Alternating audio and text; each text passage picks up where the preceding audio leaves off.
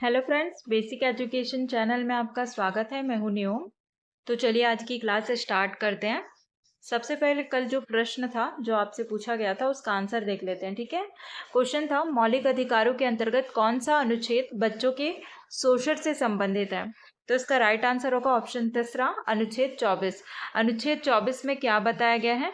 तो अनुच्छेद 24 में जो है, ठीक है, 14 वर्ष से कम उम्र के बच्चे को कारखाने या कोई भी संकटपूर्ण अभियोजन में लगाने पर प्रतिबंध प्रदान करता है। ठीक है, तो राइट आंसर होगा आर्टिकल 24। आज का पहला प्रश्न है, लोकसभा का कार्यकाल के संदर्भ में सही है। ठीक है, पहला ऑप्शन है किसी भी परिस्थिति में नहीं बढ़ाया जा सकता। दूसरा ऑप्शन है एक बार में 6 महीने तक के लिए बढ़ाया जा सकता है। तीसरा ऑप्शन है आपातकाल की घोषणा के दौरान एक बार में 1 वर्ष तक के लिए बढ़ाया जा सकता है। चौथा है आपातकाल की घोषणा के दौरान एक बार में 2 वर्ष तक के लिए बढ़ाया जा सकता है।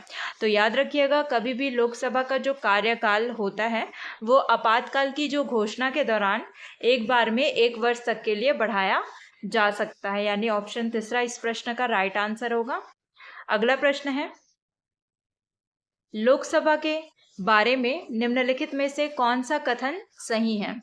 पहला है लोकसभा का सदस्य बनने के लिए न्यूनतम आयु 21 वर्ष है। दूसरा है भारत के राष्ट्रपति लोकसभा में 12 सदस्यों को मनोनीत कर सकते हैं। तो देखते हैं इसका राइट आंसर क्या होगा। पहला है लोकसभा का सदस्य बनने के लिए न्यूनतम आयु 21 वर्ष है। ये जो कथन है वो गलत है, क्योंकि इसकी जो न्यूनतम आयु होती है लोकसभा का सदस्य बनने के लिए वह है आपका 25 वर्ष। ठीक है, और अगला है भारत के राष्ट्रपति लोकसभा में 12 सदस्यों को मनोनीत कर सकते हैं। ये भी कथन गलत है, पहले हुआ करता था ऐसा प्रावधान। ठीक है, कि भारत के राष्ट्रपति जो है लोकसभा में 12 सदस्यों को मनोनीत करते थे, लेकिन अभी ऐसा कोई भी प्रावधान नहीं है। यानी इस प्रश्न का राइट आंसर होगा ऑप्शन डी, 1 और 2 दोनों गलत हैं। ठीक है, अगला प्रश्न है, यदि कोई व्यक्ति लोकसभा और राज्य विधानसभा के लिए एक साथ निर्वाचित हो जाता है और 14 दिनों के भीतर वह राज्य विधानसभा से त्यागपत्र नहीं देता है तो क्या होगा? पहला ऑप्शन है लोकसभा में उसका स्थान रिक्त हो जाएगा। दूसरा ऑप्शन है राज्य विधानसभा में उसका स्थान रिक्त हो जाएगा। तीसरा है उसे विचार के लिए और समय दिया जाएगा। चौथा है विषय चुनाव आयोग को संदर्भित किया जाएगा।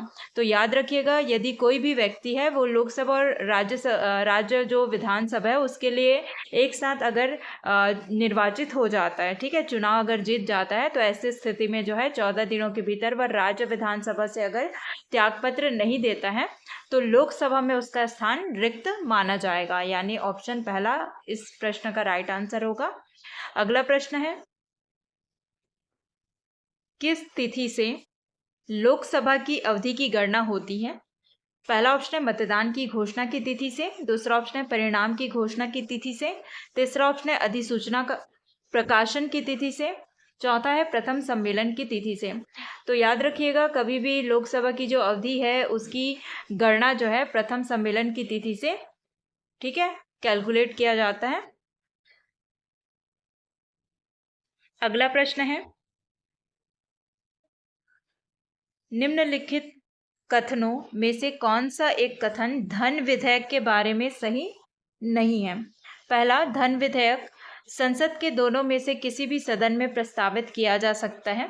दूसरा है लोकसभा अध्यक्ष यह निर्णय करने के लिए अंतिम प्राधिकारी है कि कोई भी बिल धन विधेयक है या नहीं। तीसरा है लोकसभा द्वारा पारित किसी धन विधेयक के राज्यसभा द्वारा 14 दिनों के अंदर लौटाया नहीं जाना और विचारार्थ भेजा जाना आवश्यक है। चौथा है राष्ट्रपति किसी धन विधेयक को लोकसभा में पुनर्विचार के लिए नहीं लौटा सकता। तो इस प्रश्न का राइट आंसर होगा ऑप्शन पहला, कि धन विधेयक संसद के दोनों में से किसी भी सदन में प्रस्तावित किया जा सकता है। ये जो कथन है वो गलत है, क्योंकि धन विधेयक केवल जो है लोकसभा में सबसे पहले प्रस्तावित किया जा सकता है। ठीक है, और कोई भी धन विधेयक है या नहीं, यानी कि कोई भी विधेयक धन विधेयक है या नहीं, इसका निर्णय जो है अंतिम रूप से लोकसभा अध्यक्ष के द्वारा निर्णय लिया जाता है। ठीक है, यानी कि दूसरा ऑप्शन सही है। और लोकसभा द्वारा पारित कोई सा भी धन विधेयक हो वो राज्यसभा केवल 14 दिनों तक अपने पास रख सकता है। अगर वो उसे पारित नहीं करता तब ऐसा माना जाता है कि राज्यसभा ने धन विधेयक को पारित कर दिया है। ठीक है, अगला प्रश्न है, लोक लेखा समिति अपनी रिपोर्ट किसे सौंपती है? पहला ऑप्शन है राज्यसभा के सभापति को, दूसरा ऑप्शन है लोकसभा अध्यक्ष को, तीसरा ऑप्शन है भारत के राष्ट्रपति को, चौथा ऑप्शन है इनमें से कोई नहीं। तो जो लोक लेखा समिति है अपनी रिपोर्ट किसे सौंपता है? तो वह है आपके लोकसभा अध्यक्ष को, यानी ऑप्शन दूसरा राइट आंसर होगा। लोक लेखा जो समिति होता है उसका काम क्या होता है? उसका काम होता है कि नियंत्रक जो महालेखा परीक्षक है उनके द्वारा जो प्रस्तुत की गई जो रिपोर्ट है, ठीक है, उसकी समीक्षा करना। किसकी समीक्षा करना? जो नियंत्रक महालेखा परीक्षक होते हैं उनके द्वारा जो प्रस्तुत रिपोर्ट है उसकी समीक्षा करना लोक लेखा समिति का काम होता है। अगला प्रश्न है, क्या सही नहीं है? पहला, लोकसभा का सदस्य अस्थायी स्पीकर के समक्ष शपथ ले सकता है। दूसरा है, लोकसभा का सदस्य स्पीकर के समक्ष शपथ ले सकता है। तीसरा है, लोकसभा का सदस्य राष्ट्रपति के समक्ष शपथ ले सकता है। चौथा है, लोकसभा का सदस्य उपराष्ट्रपति के समक्ष शपथ ले सकता है। तो बताना है, प्रश्न में कहा गया है कि सही कौन सा कथन नहीं है। ठीक है, पहला है लोकसभा का सदस्य अस्थायी स्पीकर के समक्ष शपथ ले सकता है। तो ये जो कथन है बिल्कुल सही है। जब भी कभी भी आम चुनाव होता है, ठीक है, तो उसके बाद जो है लोकसभा का जो निर्वाचित सदस्य होते हैं उनको अस्थायी स्पीकर के द्वारा शपथ दिलाया जाता है। तो ये जो कथन है वो सही हो जाएगा। दूसरा है, लोकसभा का सदस्य स्पीकर के समक्ष शपथ ले सकता है। ये भी सही है, क्योंकि जब भी कोई भी उपचुनाव किया जाता है, ठीक है, लोकसभा का निर्वाचन जो क्षेत्र से कभी भी उपचुनाव अगर किया जाता है तो निर्वाचित जो सदस्य है उसको स्पीकर के समक्ष शपथ दिलाया जाता है। और तीसरा है, लोकसभा का सदस्य राष्ट्रपति के समक्ष शपथ ले सकता है। ये भी सही है। चौथा है, ऐसा कोई भी प्रावधान नहीं है कि उपराष्ट्रपति के समक्ष शपथ दिलाया जाएगा लोकसभा के सदस्यों का। तो ऑप्शन चौथा इसका गलत हो जाएगा। ठीक है, यानी कि कौन सा कथन गलत है? तो ऑप्शन चौथा गलत हो जाएगा, यानी ऑप्शन चौथा इस प्रश्न का राइट आंसर होगा। ठीक है, अगला प्रश्न है, केंद्र में धन विधेयक को प्रमाणित कौन करता है? पहला ऑप्शन है प्रधानमंत्री, दूसरा ऑप्शन है राष्ट्रपति, तीसरा ऑप्शन है वित्त मंत्री, चौथा ऑप्शन है लोकसभा अध्यक्ष। तो याद रखिएगा, कोई भी धन विधेयक, ठीक है, उसको प्रमाणित कौन करता है? तो लोकसभा के अध्यक्ष के द्वारा प्रमाणित किया जाता है। कहने का मतलब ये है कि कोई भी विधेयक को धन विधेयक है या नहीं ये अंतिम रूप से प्रमाणित कौन करता है? तो वह है लोकसभा का जो अध्यक्ष है उनके द्वारा किया जाता है। धन विधेयक, इसका प्रावधान कौन से आर्टिकल में है? तो धन विधेयक का जो प्रावधान है वो आर्टिकल 110 में बताया गया है। कौन से आर्टिकल में? आर्टिकल 110 में धन विधेयक का प्रावधान है। अगला प्रश्न है, संसद के संयुक्त अधिवेशन के विषय में क्या सही नहीं है? पहला है, इसकी अध्यक्षता स्पीकर करता है। दूसरा ऑप्शन है, यह साधारण विधेयक को पारित करता है। तीसरा ऑप्शन है, यह राष्ट्रपति द्वारा बुलाया जाता है। चौथा ऑप्शन है, यह संवैधानिक संशोधन विधेयक को पारित करता है। तो इसका राइट आंसर होगा ऑप्शन चौथा, यह संवैधानिक संशोधन विधेयक को पारित करता है। ये जो कथन है गलत है संयुक्त अधिवेशन के विषय में।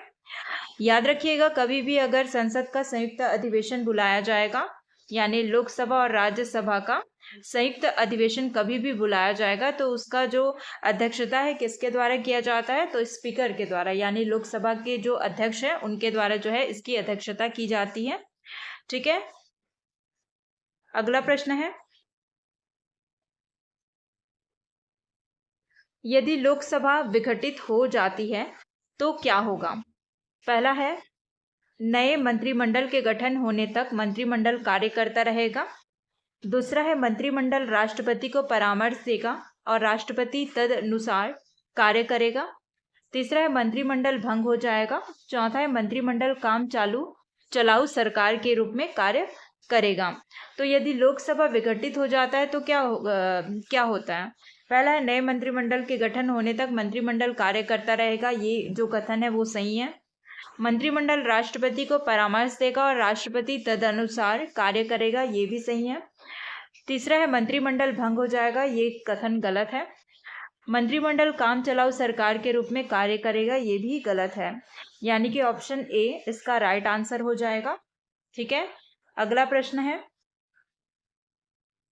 संसद के दोनों सदनों का संयुक्त अधिवेशन क्यों आयोजित होता है? पहला है भारत के राष्ट्रपति के निर्वाचन के लिए, दूसरा है भारत के उपराष्ट्रपति के निर्वाचन के लिए, तीसरा है संविधान में संशोधन से संबंधित विधेयक को पारित करने के लिए, चौथा है एक ऐसे विधेयक पर विचार करने और उसे पारित करने के लिए जिस पर दोनों सदनों में मतभेद हो। तो संयुक्त अधिवेशन क्यों बुलाया जाता है? ठीक है, याद रखिएगा, संयुक्त अधिवेशन का जो प्रावधान है वो आर्टिकल 108 में बताया गया है। कौन से आर्टिकल? तो आर्टिकल 108 में। ठीक है, अब देखते हैं इसका राइट आंसर क्या होगा इस प्रश्न का। पहला है भारत के राष्ट्रपति के निर्वाचन के लिए संयुक्त अधिवेशन आयोजित किया जाता है, तो ये जो कथन है गलत है। भारत के उपराष्ट्रपति के निर्वाचन के लिए संयुक्त अधिवेशन आयोजित किया जाता है, तो ये भी कथन गलत है। संविधान में संशोधन से संबंधित विधेयक को पारित करने के लिए संयुक्त अधिवेशन बुलाया जाता है, ये गलत है। अगला है एक ऐसे विधेयक पर विचार करने और उसे पारित करने के लिए जिस पर दोनों सदनों में मतभेद हो, तो ये जो ऑप्शन है ऑप्शन चौथा सही है। जब भी लोकसभा और राज्यसभा, ठीक है, दोनों के मध्य किसी भी विधेयक को लेके क्या होता है, मतभेद हो जाता है, तो ऐसी स्थिति में उसका निपटारा करने के लिए दोनों सदनों का संयुक्त अधिवेशन आर्टिकल 108 के तहत बुलाया जाता है। और किसके द्वारा बुलाया जाता है? तो राष्ट्रपति के द्वारा बुलाया जाता है। यानी इस प्रश्न का राइट आंसर होगा ऑप्शन डी, केवल 4। अगला प्रश्न है, राज्यसभा की लोकसभा के समान शक्तियां किस क्षेत्र में हैं?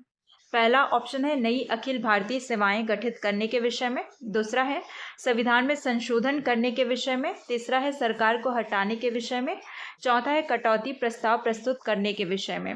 तो राज्यसभा की लोकसभा के समान शक्तियां किस क्षेत्र में हैं? तो वो है आपके संविधान में संशोधन करने के विषय में, यानी ऑप्शन दूसरा इस प्रश्न का राइट आंसर हो जाएगा। अगला प्रश्न है, राज्यसभा के संदर्भ में निम्नांकित में से कौन सा एक कथन सही है? पहला है इसके 1/3 सदस्य प्रति 2 वर्ष में अवकाश प्राप्त करते हैं, दूसरा है इसके आधे सदस्य प्रति 2 वर्ष में अवकाश प्राप्त करते हैं, तीसरा है इसके आधे सदस्य प्रति 3 वर्ष में अवकाश प्राप्त करते हैं, चौथा है इसके 1/3 सदस्य प्रति 3 वर्ष में अवकाश प्राप्त करते हैं। तो इसका राइट आंसर होगा ऑप्शन पहला। ठीक है, इसके जो 1/3 सदस्य हैं, यानी राज्यसभा के 1/3 सदस्य जो होते हैं वो प्रत्येक 2 वर्ष में, ठीक है, प्रत्येक 2 वर्ष में अवकाश प्राप्त करते हैं, यानी राज्यसभा जो है स्थायी सदन है। ठीक है, इसका मतलब यही होता है कि राज्यसभा एक स्थायी सदन है, क्योंकि इसके 1/3 सदस्य प्रत्येक 2 वर्ष में अवकाश प्राप्त करते हैं, इसको विघटित नहीं किया जा सकता। अगला प्रश्न है, गिलोटिन क्या है? पहला, यह सैन्य न्यायालय की न्यायिक प्रक्रिया है, दूसरा ऑप्शन ये लोकसभा में बहस बंद करने का उपाय है, तीसरा यह राष्ट्रपति को सम्मान देने का एक तरीका है, चौथा ऑप्शन है यह एक संवैधानिक प्रक्रिया है। तो गिलोटिन क्या है? तो यह है आपका लोकसभा में बहस बंद करने का एक उपाय है, यानी ऑप्शन दूसरा इस प्रश्न का राइट आंसर होगा। अगला प्रश्न है, निम्नलिखित में से सही क्या नहीं है?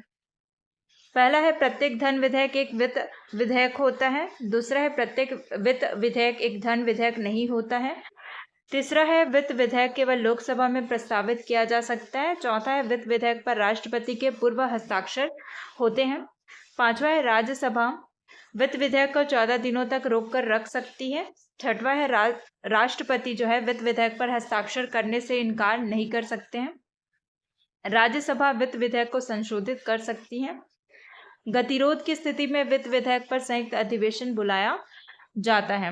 तो देखते हैं इस प्रश्न का राइट आंसर क्या होगा। पहला है प्रत्येक धन विधेयक एक वित्त विधेयक होता है, बिल्कुल सही है, प्रत्येक जो वित्त विधेयक होता है वो धन विधेयक होता है, ठीक है, और प्रत्येक धन विधेयक एक वित्त विधेयक नहीं होता, ये भी सही है। तीसरा है वित्त विधेयक केवल लोकसभा में प्रस्तावित किया जा सकता है, बिल्कुल सही है। चौथा है वित्त विधेयक पर राष्ट्रपति के पूर्व हस्ताक्षर होते हैं, तो ये ऑप्शन भी सही है। पांचवा, राज्यसभा वित्त विधेयक को 14 दिनों तक रोक कर रख सकता है। ये गलत है, ठीक है। धन विधेयक को 14 दिनों तक रोक कर रख सकता है राज्यसभा, फिर उसके बाद पारित मान लिया जाएगा अगर वो पारित नहीं करती है तब। छठवा है, राष्ट्रपति वित्त विधेयक पर हस्ताक्षर करने से इनकार नहीं कर सकते हैं, तो ये कथन भी गलत हो जाएगा। राज्यसभा वित्त विधेयक को संशोधित कर सकती है, बिल्कुल सही है। गतिरोध की स्थिति में वित्त विधेयक पर संयुक्त अधिवेशन बुलाया जा सकता है, ये भी सही है, यानी कि ऑप्शन बी इस प्रश्न का राइट आंसर हो जाएगा। आपके लिए आज का प्रश्न है, निम्न में से सही क्या है? पहला, वित्त विधेयक केवल लोकसभा में प्रस्तावित किया जा सकता है। दूसरा है, राज्यसभा वित्त विधायक सॉरी ये वित्त विधेयक होगा, ठीक है, इसको सुधार लीजिएगा, वित्त विधेयक। तो राज्यसभा वित्त विधेयक को रोक कर रख सकती है। तो इसका राइट आंसर आपको कमेंट सेक्शन में बताना है, ठीक है। आज के क्लास में बस इतना ही। वीडियो अगर पसंद आया होगा तो वीडियो को लाइक शेयर ज़रूर कीजिएगा और चैनल को सब्सक्राइब ज़रूर कीजिएगा। Thank you.